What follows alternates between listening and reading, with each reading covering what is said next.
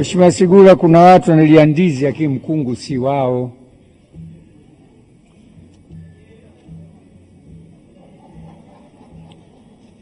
Mheshimiwa Stella Manyanya, jiandae. Mheshimiwa Ntropia.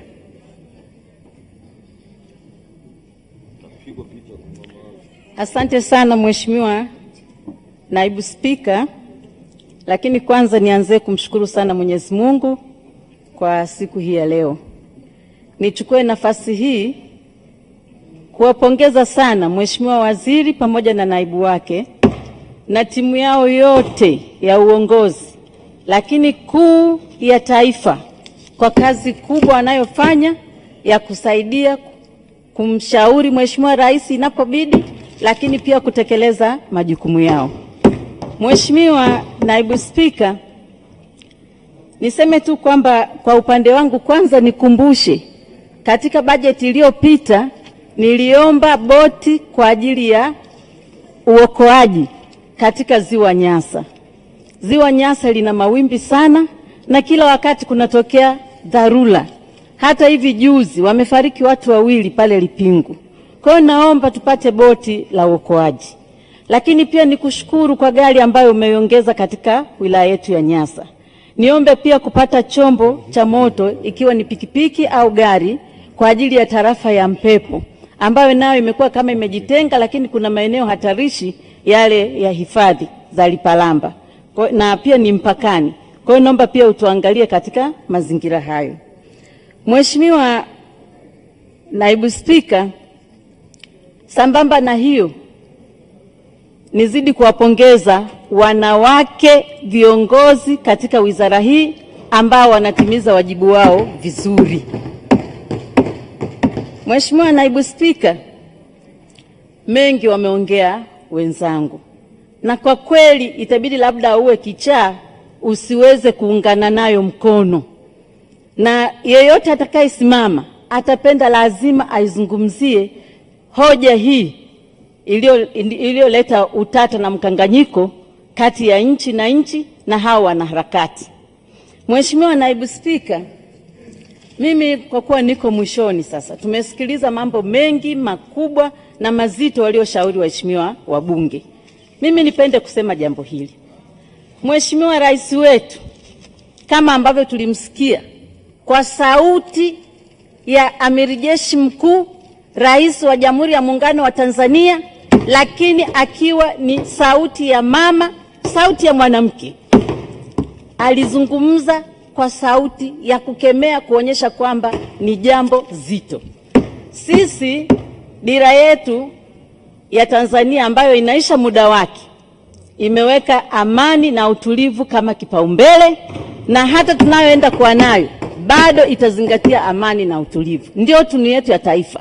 Hatukuchagua pesa, hatukuchagua kitu kingine. Tumechagua amani na utulivu kwa sababu ndio kioo, ndio msingi wa maisha na ndio msingi wa maendeleo na amani na nchi yetu kuwa na furaha kwa ujumla wake. Mheshimiwa Naibu Spika, niseme jambo moja.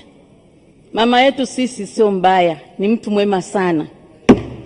Akazitambua R4 akizungumzia maridhiano, akazungumzia masuala ya uvumilivu, akazungumzia masuala ya kufanya marekebisho na kujenga upya.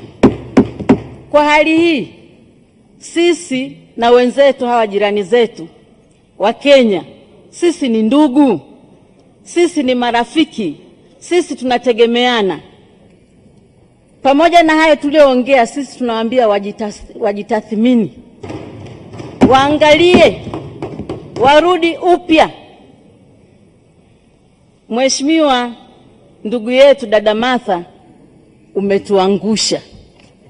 umetuangusha wanawake tunaolilia kupata nafasi nyingi za uongozi. Wewe unadanganywa na wanaume, unaenda kufanya vitu visivyostahili. Hujatuheshimisha kama wanawake. Kwani ulishindwa nini? Hata ungepiga simu kuomba appointment kwa Mheshimiwa Rais wetu, dada, naomba tuongee. Jambo hili likoje? Umesahau kama huyu Mheshimiwa Rais Dr. Samia Suluhu Hassan ndio alienda kumtembelea Mheshimiwa Lissu akiwa Kenya hospitali. Taarifa. Umesahau? Taarifa. Ndio alienda kumchukua kule. Taarifa. Taarifa. Msemaji ni dakika 5 tu. Sasa unapotoa taarifa unachukua muda wake. Naam. Asante. Mheshimiwa Kirumbi.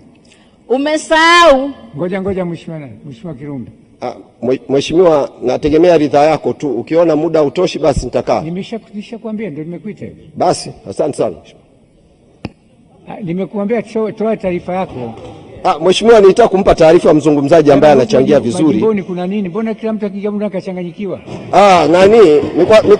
Ni kwa sababu ya yaliyotokea jana tu Mheshimiwa, ndio yametuchanganya. Ya kule Zanzibar ndio yametuchanganya. Taarifa ni kwamba nilitaka kumpa taarifa mzungumzaji ambaye anazungumza vizuri kwamba wala Martha hakudanganywa na wanaume. Unajua kwamba mashetani wako wanaume na wanawake. Yeye ana ushetani wake mwenyewe peke yake. Mheshimiwa Manyanya. Asante kama umeona hivyo. Mheshimiwa Naibu Spika, nataka kusema kwamba hata Mheshimiwa Lissu alipokimbia nchi yake na kwenda nchi nyingine kule Ubelgiji, Mheshimiwa Rais wetu alimfuata akamwambia, mdogo wangu njoo twende nyumbani. Huu ni upendo wa hali ya juu. Lakini kimsingi sisi tunaheshimu mahakama. Hata bunge hili kesi ikiwa mahakamani hatuingilii.